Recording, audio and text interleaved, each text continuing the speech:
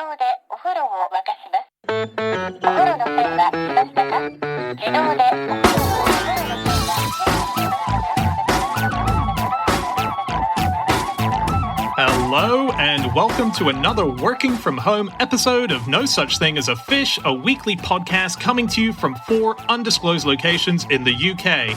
My name is Dan Schreiber. I am sitting here with James Harkin, Andrew Hunter-Murray, and Anna Chazinski, and once again we have gathered round the microphones with our 4 favorite facts from the last 7 days, and in no particular order, here we go.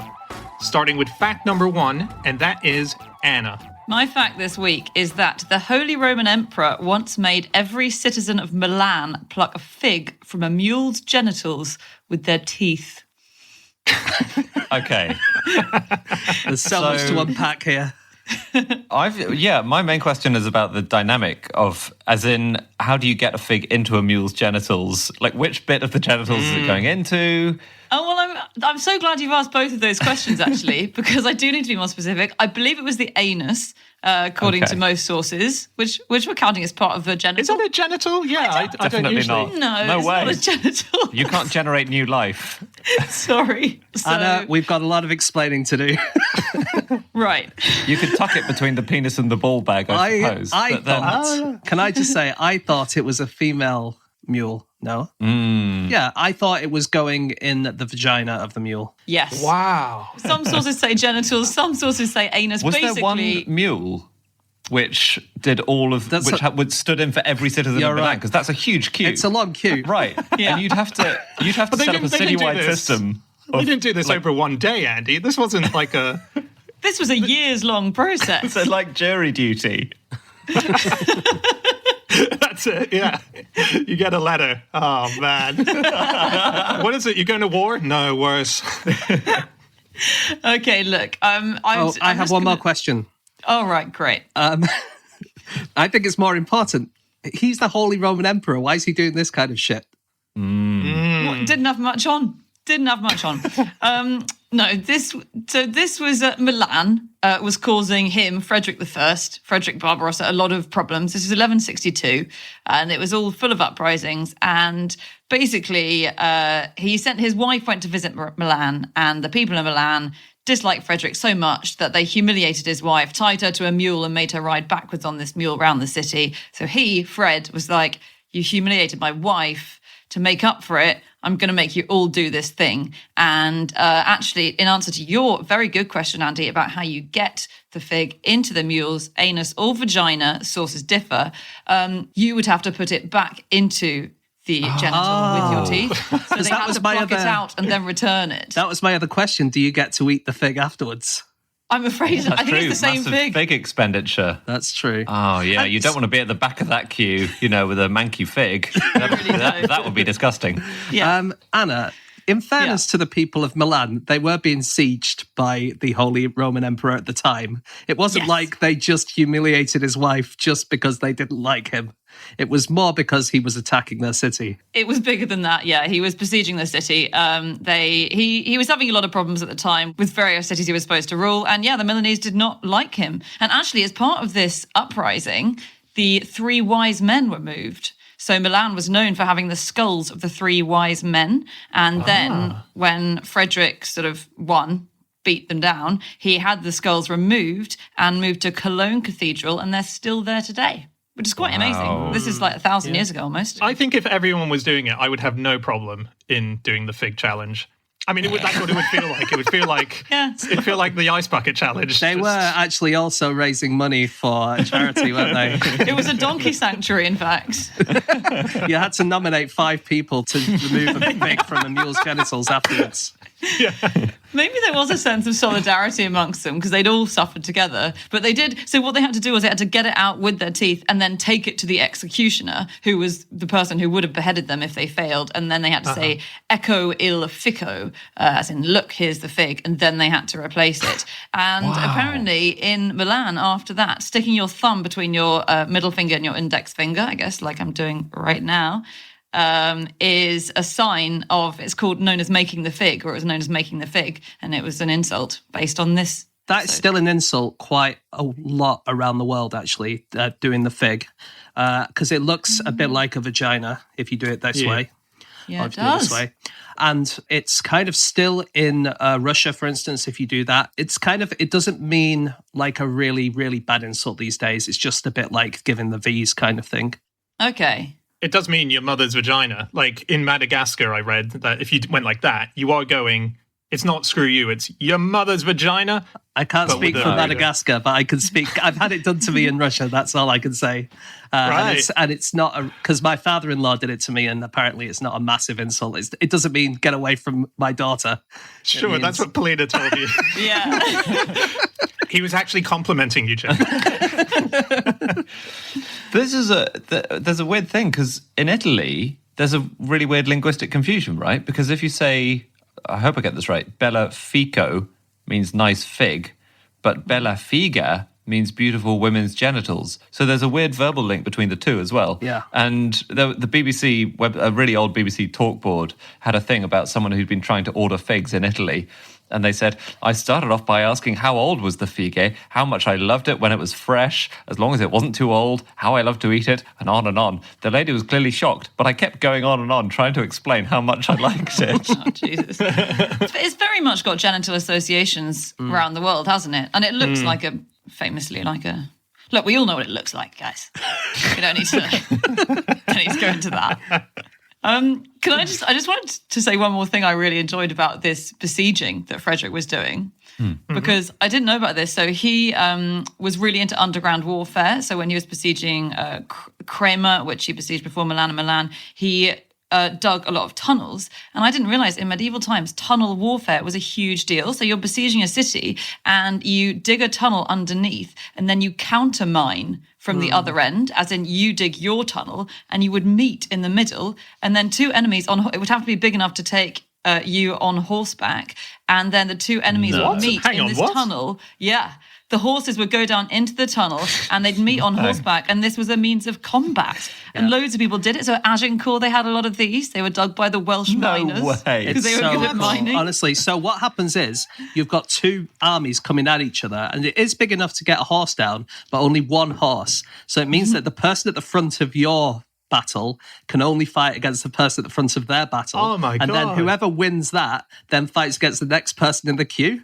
And you just keep going down and going down until It's like playing Conkers, basically. It's like that. That's extraordinary. And the Yeah. other thing is that you would have these tunnels going towards a city, but you might also dig a tunnel underneath the other person's tunnel so that they kind of fall through it and then get trapped, and then you can kill them. And I read once that that's where the word undermine comes from, although I'm not sure if that's right. Oh, I like it though. Yeah. Henry V was very famous for having a very impressive fight in one, apparently. And something else you could do if they dug a tunnel under yours and popped out on your side, they often had big tubs of boiling urine and water that they'd throw on you as you emerged. You could only come out one at a time. Oh, I can't believe they met each other, though. You would assume it would be a bit like, when you close your eyes and you have to get your index fingers to touch each other, and they miss. I would assume it must have been so often like the tunnel. You can hear each other digging underground if you keep quiet. You can hear the noise. Each team had a golden mole, didn't they, which could hear where the other team was coming from. Above the gates of Milan, until the 1500s, there was a work of art showing a woman lifting her skirt and clipping her pubic hair with a large pair of shears. So whenever you went to Milan, this is the first thing you would see. Wow. And no one Why? really knew why it was there, but they think that probably it dates from this particular siege by Frederick Barbarossa. And it could be that when Barbarossa was attacking the city, one of the women at the walls did this, and they decided to memorialize it. It could be because Milan asked for some money from the Empress Leobissa, who was in Constantinople at the time and was extremely wealthy and really important empress, and they wanted money from her to try and stop Frederick from attacking the city, but she said no, and so they did this picture of the woman as kind of an insult to her. But no one really knows why it was there. But then it got taken down by Cardinal Carlo Borromeo in the 1500s because he wanted his eyes only to gaze on the stars of heaven. Because he Yeah, thought, as opposed to the towering genitals and pubic hair of a giant woman. I suppose that's fair enough. he didn't include that part in the quote, but of course he would have said it. Implied. Yeah. Barbarossa, by the way, died because he didn't want to queue. He hated queuing. He was... That's like you. You hate queuing. I hate queuing because I always think at the front of it, I'm going to have to pluck a fig from a mule's vagina. But they were going to cross a river and he didn't want to queue. So he went across the river in a bit where you're not supposed to. He didn't want to go over the bridge or whatever. And he drowned. Oh, Barbie. I read a bunch of theories about how he died, which I think that's the sort of most accepted version of it. But it is shrouded in a bit of mystery. And one of the most confusing things that I read was that it was a foot of water, which is very hard to drown in. Supposedly that could have happened because he was wearing such heavy armor that he was just pulled down. Yeah. And there was also theories of fatigue, that he had actually gone just for a wash and that he was so tired that the sun just he lost energy. But yeah, what a way to go. The Nazis thought he was still alive because there's like an ancient idea that he's like King Arthur and he lives in a mountain. And whenever Germany's about to fall, he'll come out and save everyone. And he can't leave at the moment because his beard is stuck in a table. So yeah, it's so big. It's grown. Yeah, it's grown through the table, and he doesn't have scissors, but he does have a boy who's loose, who he sends out to check how Germany's doing every so often. So he'll just wave him out, and he'll come back. Is this real? It's not right. Well, according to the Nazis, it was real. I'm Dan. They would have been so disappointed if he came out and said, right, don't worry, Germany's going to be safe. All I need is 250,000 mules. I need a large queuing system. And I need a bunch of figs. But then, of course, that's why they called, you'll know, Andy, Operation Barbarossa, which was the attack on the Soviet Union. That was named after him because he was such a top guy, according to the Nazis. And also another Operation Barbarossa where they killed all the intellectuals. That was also named after him. I can't believe the sentence was just said, who believes this? The Nazis and Dan. That's not something I want to be a part of. But can I just say that by saying, who believes this? The Nazis and Dan, I'm saying that you're not a Nazi. Oh, Otherwise, good, I would say the Nazis, including Dan, who is also a Yeah. Nazi. He Dan just and his shares Nazi similar mates, ideas and beliefs. Do you know what happened to Barbarossa after he died? Oh, He got his beard stuck in a table somewhere. And Okay. he's still waiting for those shears from that poor pubic-haired woman. If you don't believe the theory of Dan and his Nazi buddies, then this is what happened to him. So his body was apparently, they tried to preserve it in vinegar. Again, like a conker, but it didn't work. And he was buried in 3 different places. This sounds like such a difficult, confusing burial process because his flesh was put in the Church of St. Peter in Antioch, his bones in the Cathedral of Tyre, and his heart and inner organs in another church that was in Tarsus. Wow. But that's a rough gig, having to separate the flesh from the bones. Yeah. You wouldn't want the flesh, I think. Oh, no, I was just going to say, I think the Antioch's got a raw deal because that's just a pile of grossness, isn't it? speaking of flesh, figs have flesh. So shall we talk about figs? Yeah. Yeah. Why not? Why not? They're very, very important. Up to 70% of the animal life in the rainforest depends on fig trees. Because they're so high in energy, they fruit loads of times every year. They grow really well in that kind of environment. And basically, they're eaten by lots of things, and then those things are eaten by lots of things, etc., etc. So without figs, we wouldn't have lots of other rainforesty stuff. We wouldn't be here today. They're amazing, aren't they? Yeah. I'd never looked into figs before. So I read a quote from Charles Dickens, which he said, train up a fig tree in the way it should go. And when you are old, sit under the shade of it. And the idea is that you can push them into a territory and that's the direction they'll grow, which is a thing that happens. A lot of people end up making bridges out of figs by positioning the direction, and they grow across these sort of river passes, and that's your fig bridge, which is just naturally grown. It's astonishing. The photos are cool. amazing, if anyone wants to see. Yeah, it's in North India, isn't it? It's basically suspension bridges, which massively predate our suspension bridges. And they're so long. I think the longest is over 50 meters long and over 500 years old because they've got these incredibly strong roots that kind of they weave around each other. And I think a lot of the bridges have a handrail. They will have trained some of the roots to grow into a handrail as well. Amazing. It's a long wait for your bridge, though, isn't it? When you commission the guy. Yeah, Frederick would not have had the patience to wait for that bridge. So figs, figs themselves are extraordinary as well in the way that they breed.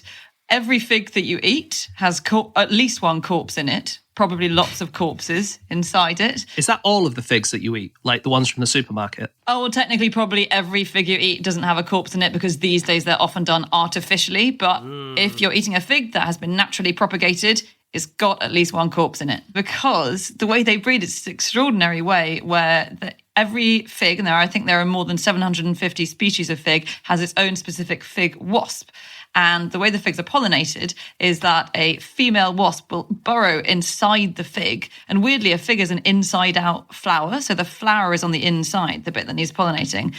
Burrows inside the fig, and then she lays her eggs, and then they spawn, and then they shag each other and fertilize each other. And then the male siblings, crawl up and make a little tunnel out of the fig so the females can escape, and then the males die, sacrifice themselves, females fly off, and then they go and pollinate the next fig.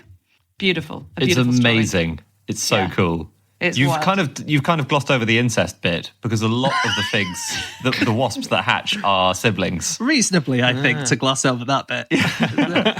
I think all of them are siblings, are they not? No, they're not, because you can get several different wasps crawling inside a fig, which will then die, but they will have laid their eggs around inside the little seed bits. Right. So, Good point. Yeah. So but you it's not frowned upon in the fig wasp world in the same way it is for us. No. And that's why there are lots of corpses often, is that the ladies kill each other, don't they? Because if more than one mother gets inside, then they have a duel to the death very often. What? To make sure I didn't know that. Yeah, to make sure that only one mother can lay her eggs.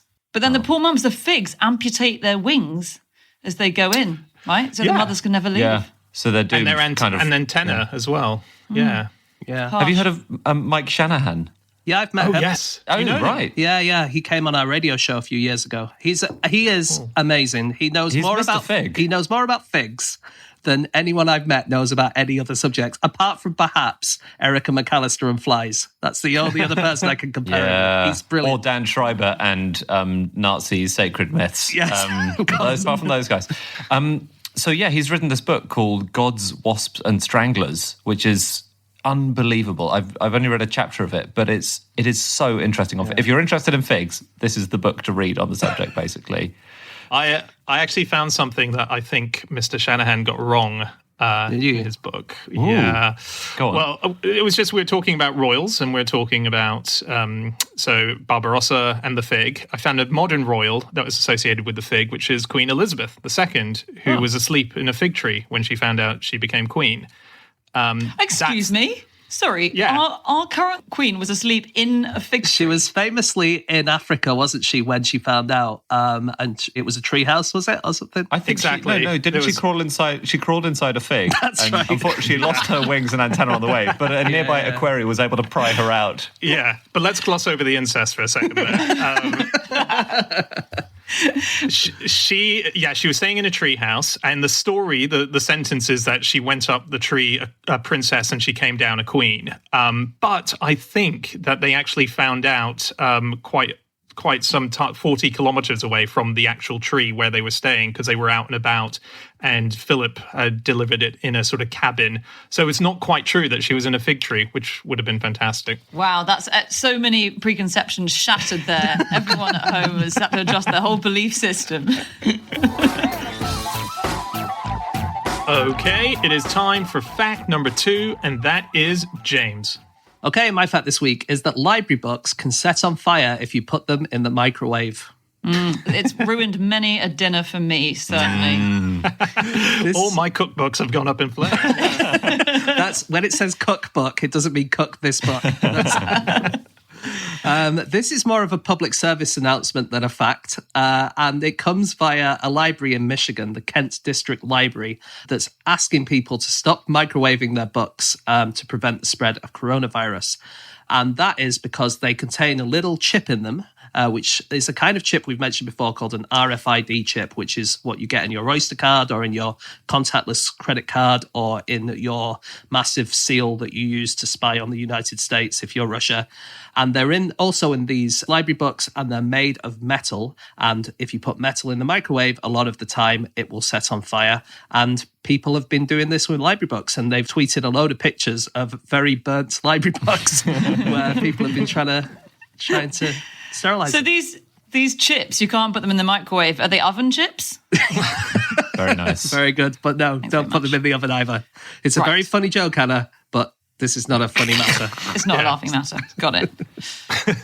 I didn't know people have been doing this. Yeah. Well, they don't fully know why they're doing it as well. As in, the article that I read sort of suggested that they're a bit bemused. It's not as if there was a ginormous moment on the internet where everyone said, do this to clean it. So something's popped up on a site somewhere where enough people in Michigan have seen it and done Right. it. Yeah, I Yeah. mean, there is a fair amount of logic behind it, isn't it? Microwaves, in theory, could kill viruses, I suppose, and Yeah, they bacteria. heat things up It's like really they high heat stuff temperatures. up. Like, it's just, that's not what they're made for. So don't put stuff in the microwave that's not made to go in a microwave. That's basically the tip. Yeah. And we think the best way to sterilize books is probably just to leave them for a couple of days, don't we? And most libraries just now leave them for 2 or 3 days. Yeah, so COVID-19 will die after a certain number of days. I think in perfect lab conditions, it's kind of over a week, but in real life, you're not living in a bell jar with a perfect amount of air and no UV light and stuff like that. So if you leave a library book for a few days, it should sterilize by itself. They did discuss, I think, UV light treatment because people kept on saying, could you treat things with UV? And it was pointed out, as well as being quite carcinogenic, so and expensive, you would need to treat every single page of a book. So it would involve shining UV. Imagine getting War and Peace back. That's going to take 2 or 3 hours to UV treat. And it's not like you can just get a little UV torch and just shine it on and that'll kill it. You need a special, very high energy UV light in order to kill viruses. I was looking into sort of library scares and things like this, and there was a really interesting account of worry about reading contagion. In fact, there's a book about it called Reading Contagion because it was reported in 1911 in a library journal that books seem well adapted for carrying smallpox, measles, scarlet fever, trachoma, diphtheria, erysipelas, dysentery, typhoid, and tuberculosis. Erysipelas, really? Erysipelas is in there, Pronounce yeah. that again. Pronounce it properly, please. Can I just explain that why we're laughing at that? So Yeah. I'll probably cut this out. But in our live show last year, we had a spelling competition where Andy would say very unusual words and Dan would try and pronounce them. And then the audience would try and spell them. And erysipelas was one of those. And I'd never heard the word before that gig. And now it seems to come up virtually every week. It's following us around. And I'm still saying it, erysipelas. And this was a fear because some readers would lick their fingers as they were turning pages. So people got very worried about this. And there was one scientist who decided to experiment on it. And he did it by taking public library books, cutting out the dirtiest bits. I mean the physically dirtiest bits, not the rudest bits in the book, so that these have most wear. And then he would soak the pages in saline solution. Then he would spin that liquid with the sort of gloopy matter from the library books in it. Then he would inject that saline solution into guinea pigs. And amazingly, all the guinea pigs died. Whoa. All 40 of the guinea pigs he tried it on died. Wow. And that's evidence that they're catching germs from the book rather than just that he just injected them with saline solution. Well, they did die of proper things, but it turns out, I Right. mean, no one reads library books like that. No one does that with library books. No, it would be an unusual thing to do. And also, they don't let you return them after you've whisked them through a washing machine, injected yourself with parts of them. Well, do you know in Boston, the Boston Library, how they clean their books when they get returned? No. They have a mini book-sized car wash that they send the books through. So it's got all these compartments. It's on a conveyor belt, and it can do 12 books a minute.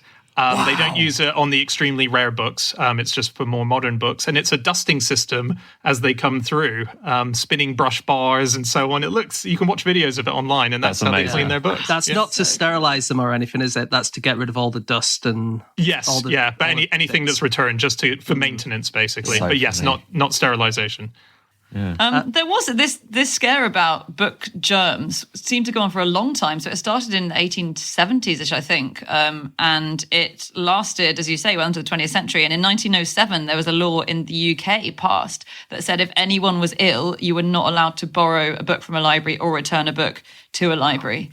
And they tried, all sorts of experiments to figure out, if they were spreading germs, didn't they? Yeah. They got lots of doctors involved. There was another one, as well as the guinea pig one, where they had monkeys drink milk off a germy book and then see if anything went wrong with them. Again, difficult to return that monkey poo drenched milky book to the library afterwards. I wonder if that law from 1907 still holds or not. Probably not the same law, but I'm pretty sure there's a law that's around now that if you have plague, for instance, and you get in a taxi, by law, you have to announce it to the taxi driver before you go anywhere.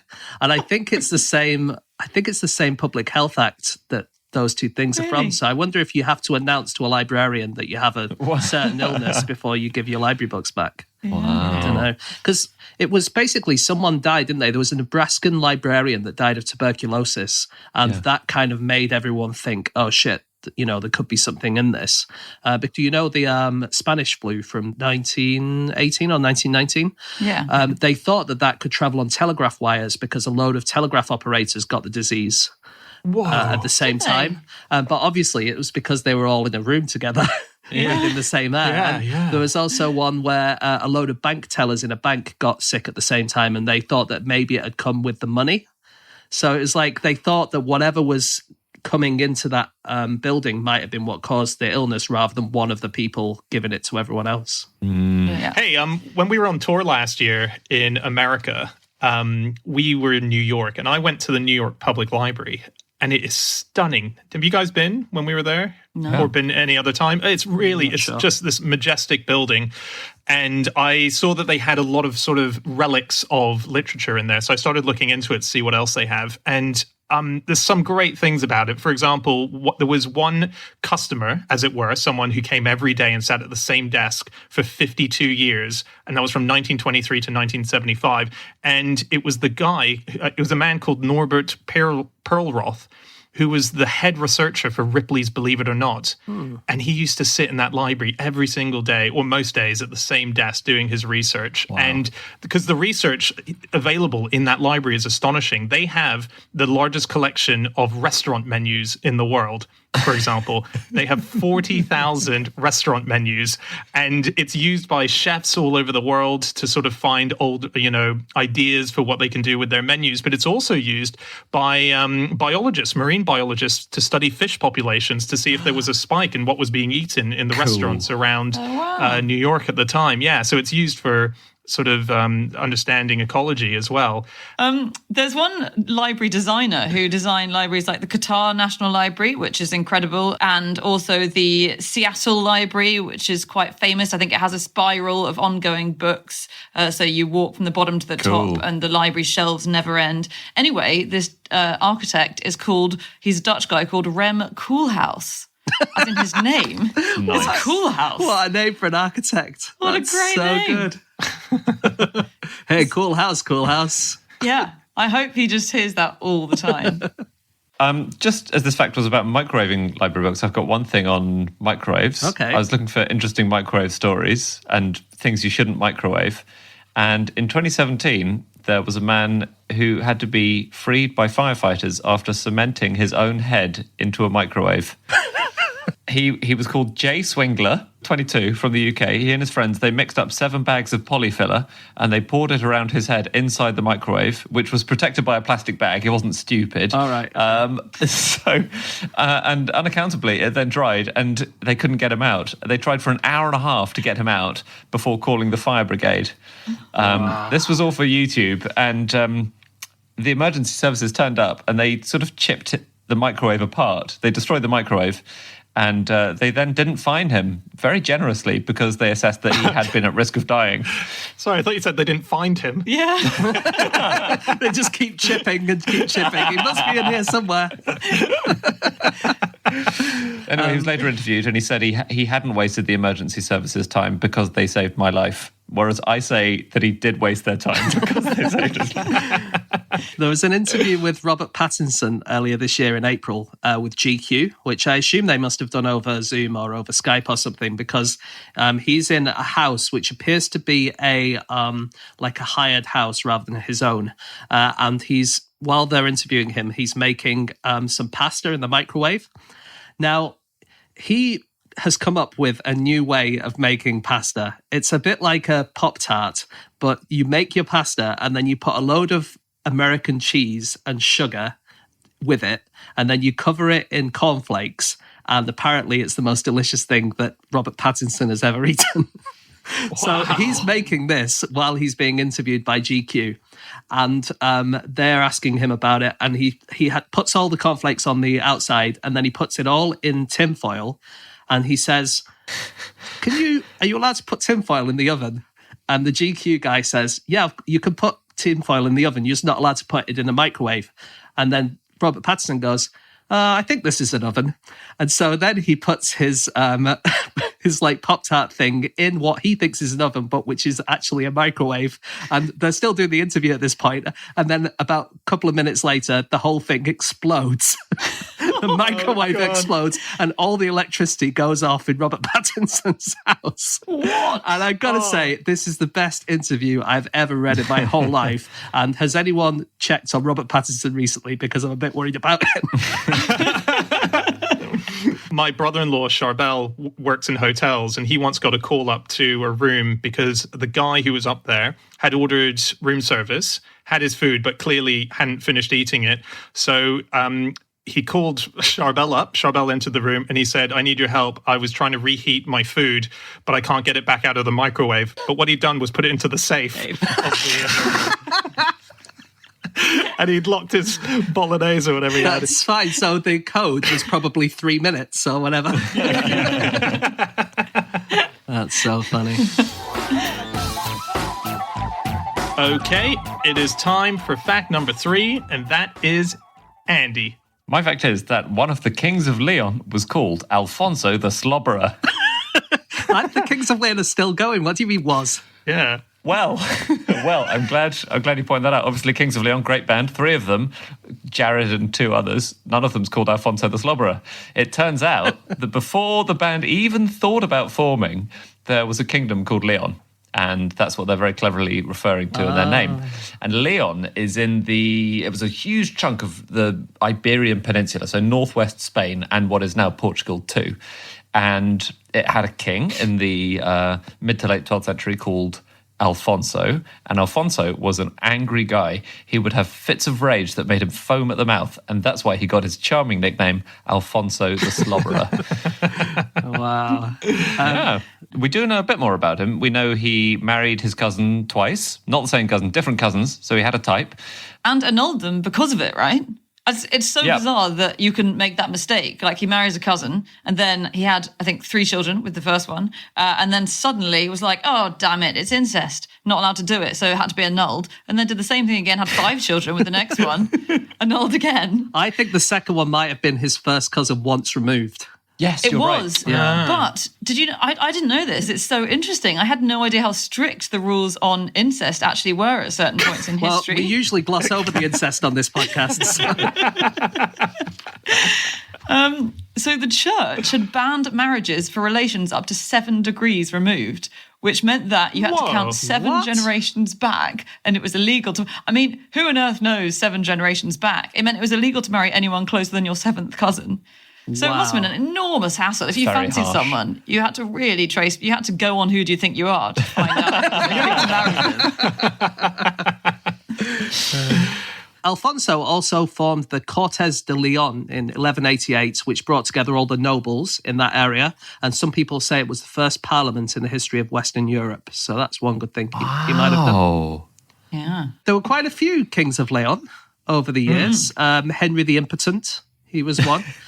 He was supposedly impotent as a result of a curse by the Bishop of Toledo. The curse was called Frigidi et Maleficiati. And it's quite a common curse that you would do in medieval times, where you would make someone impotent just by reading out this curse. Although he did have a daughter So it might not have worked. Although the argument was, if he'd had this curse, it can't possibly be his daughter's. So he must have been someone else's child. There's always a way around it. Yeah. Maybe the curse wears off after a while. Yeah, Alfonso could have done with a bit of that curse. I mean, he had 8 children within his 2 marriages, and then he had another 10 children outside his marriages. Yeah. There you go. Needed a bit of Frigidiati et Maleficorium or whatever. I read another king, who was in the 10th century called D. Sancho. Sancho the Fat, he was known as. Yes, he was also a king of Leon, wasn't he? Yeah, King of Leon.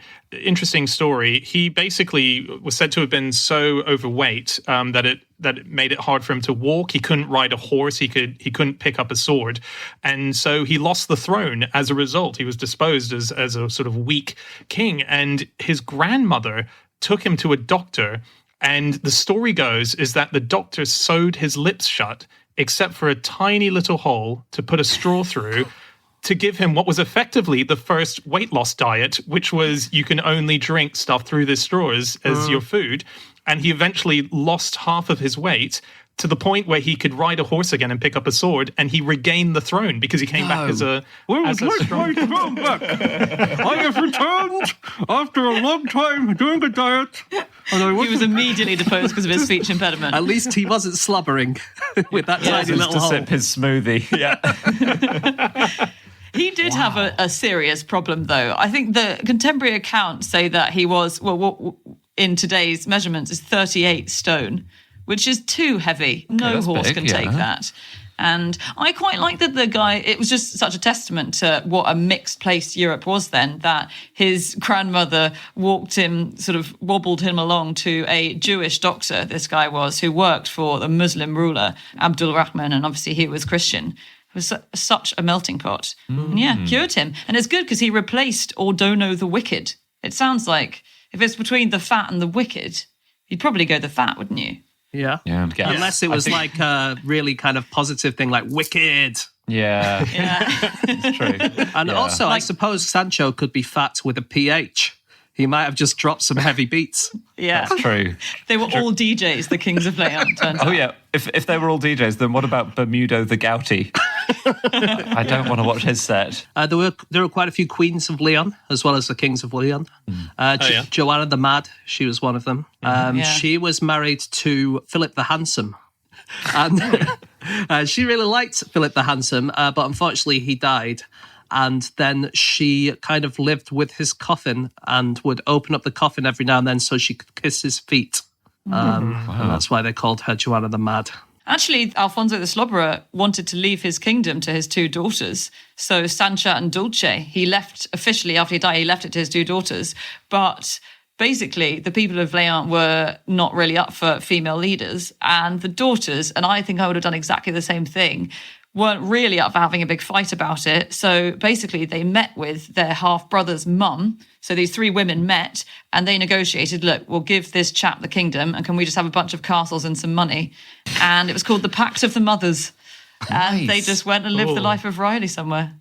Yeah, it's a good call. Because being a king or queen in those days... Very stressful. And the nicknames alone would have done you in. Have you got some more nicknames? Yeah. I found a few. I strayed off territory a bit away from Leon, and I just went to other regal nicknames. So there was a Byzantine emperor who was called Constantine, the name of shit.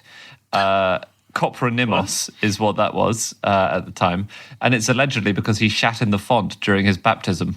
Oh, yeah. Yeah, I know. So it's kind of a clever joke, actually. It is a bit like someone at school, like being on a school trip and having to shit in a bag and being called shitbag for the rest of school. For the rest of and for their reign as emperor as well. Terrible. Yeah. Yeah. But that would have happened when they were like less than 1 or just 1 for a baptism. I'm not saying it's fair, Dan. I'm not saying it's fair, but I am saying it's funny. James II of England was known as James the Bishitten or something, wasn't he? By the Irish. I think the Irish called him that or something. Yeah. Yeah. Because they wanted him to hang around and fight for them, and then he fled to France quite famously, disappeared, and just gave up the throne to William of Orange. So they were like, well, you're a piece of shit. That's how he went down. I have a quick study about nicknames in general. Oh, yeah. Mm-hmm. So there was a study by Queen Mary University, and they were looking into nicknames in online dating and how you can make yourself most effective. which I know is not of any special interest to any of you three. Well, I just need to know, on my Tinder profile, should I call myself James the Slobberer or not? Okay. Right, exactly. So they studied loads of different research papers. They studied like lots and lots and lots of previous papers on online attraction. And it's quite funny, just the things they found out, or their headline results, were quite obvious seeming things. So they found that nicknames with negative connotations like little or bug are linked with inferiority, so you shouldn't pick them. And they said playful screen names were good. So the name Fun to Be With, that's the number 2 and then the letter B, was universally attractive, they claimed. They also said pick something near the beginning of the alphabet, because if, like all sensible people, you arrange your dating profiles you're looking at in alphabetical order, you don't want to be lost in the bottom of the pile. So does that mean you should call yourself Andy?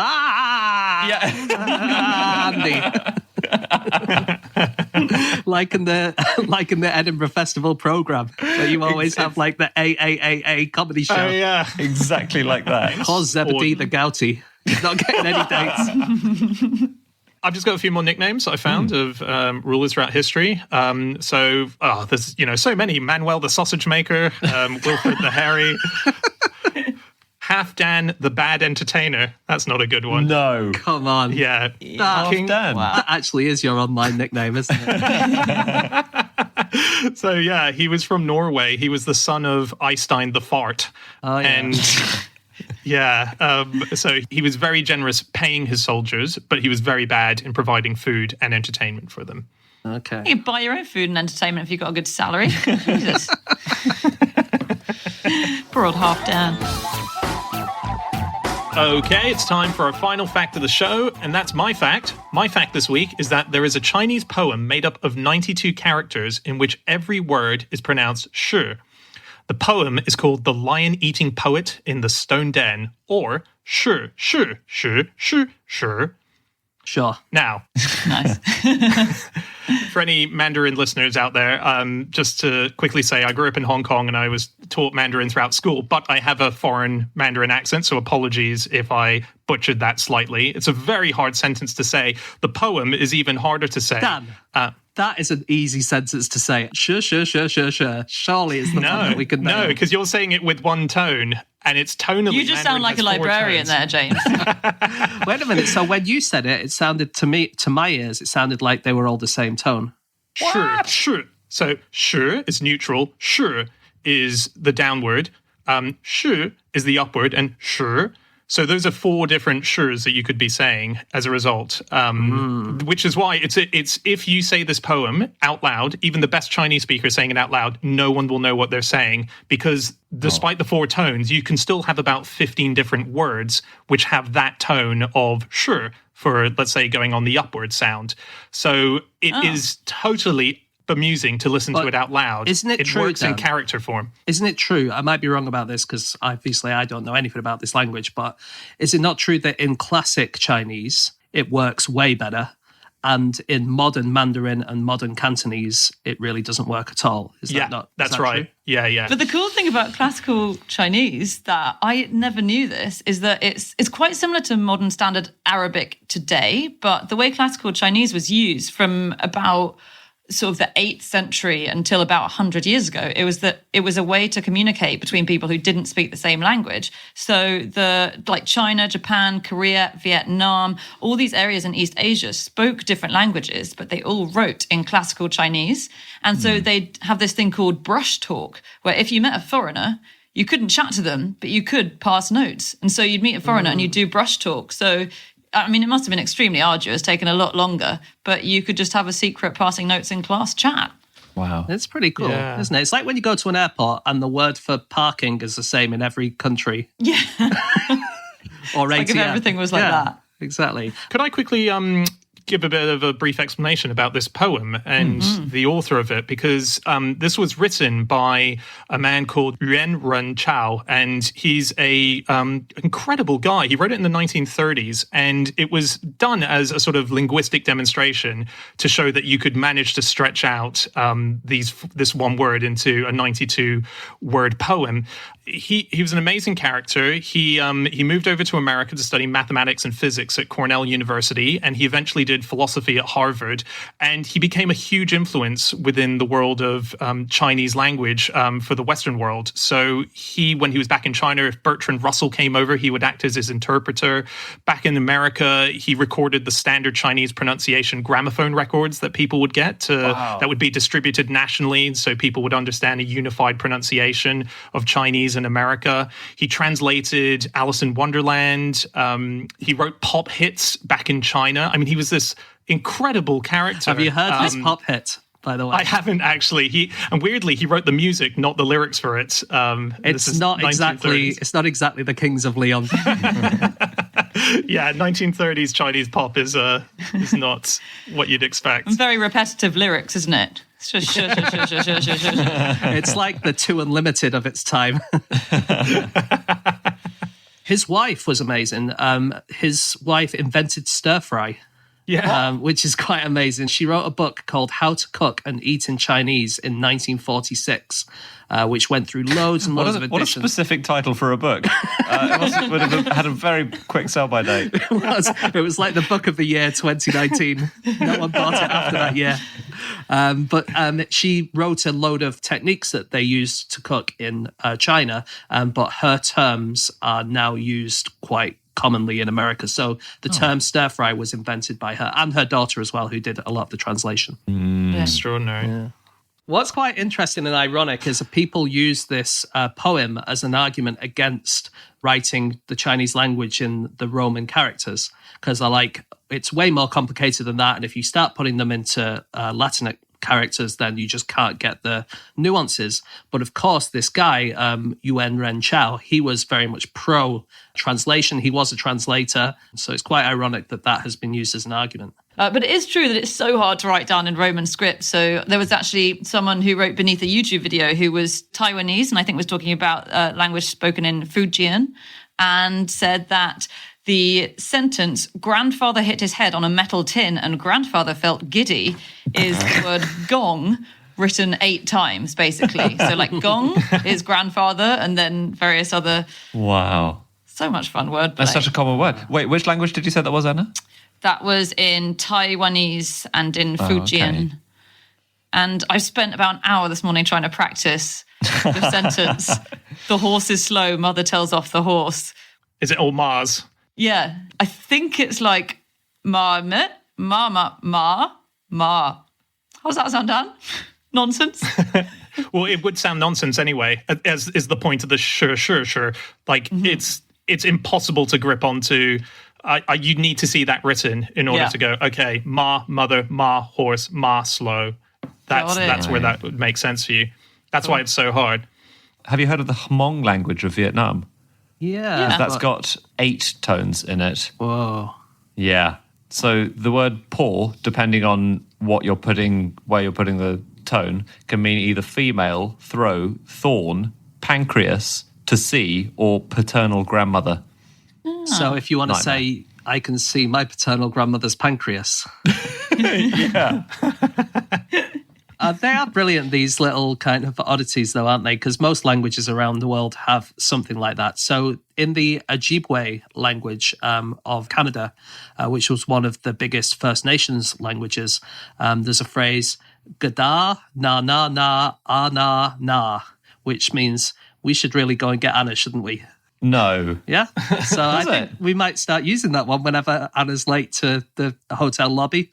Can you say it again, James? It's gada na na na na na. I'm going to start singing that at the end of Hey Jude, just see if anyone notices. Every time someone sings Hey Jude, Anna turns up going, what? I'm here. You know, the drummer of the band Emperor Yes that plays our theme tune, he had a song that he put out called Anik, who is someone who used to do our sound checks for Fish and record our sound. And he named this song Anik after Anik, and it got picked up by Apple and was used in an advert in Abu Dhabi and Dubai. And it was a very popular song. And what happens a lot over there is that people use their phone and Shazam to find out the name of the song. And so they knew that was going to happen. And after it had been sold, it'd been pointed out that the name Anik in Arabic translates as I fuck.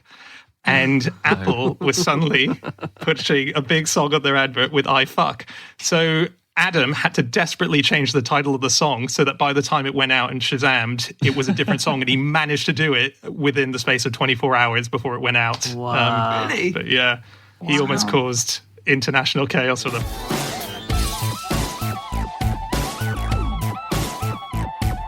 Okay, that's it. That's all of our facts. Thank you so much for listening. If you'd like to get in contact with any of us about the things that we have said over the course of this podcast, we can be found on our Twitter accounts. I'm on @Schreiberland, Andy, @AndrewHunterM, James, @JamesHarkin.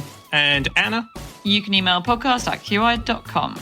Yep, or you can go to our group account, which is @NoSuchThing, or go to our website, nosuchthingasafish.com. Everything's up there, from all of our previous episodes to links to bits of merchandise you can buy. Okay, guys, we'll be back again with another episode next week. Until then, do stay safe, do stay well, and we're so happy that you continue to listen to us during this time. Thanks for doing that. We'll see you again next week. Goodbye.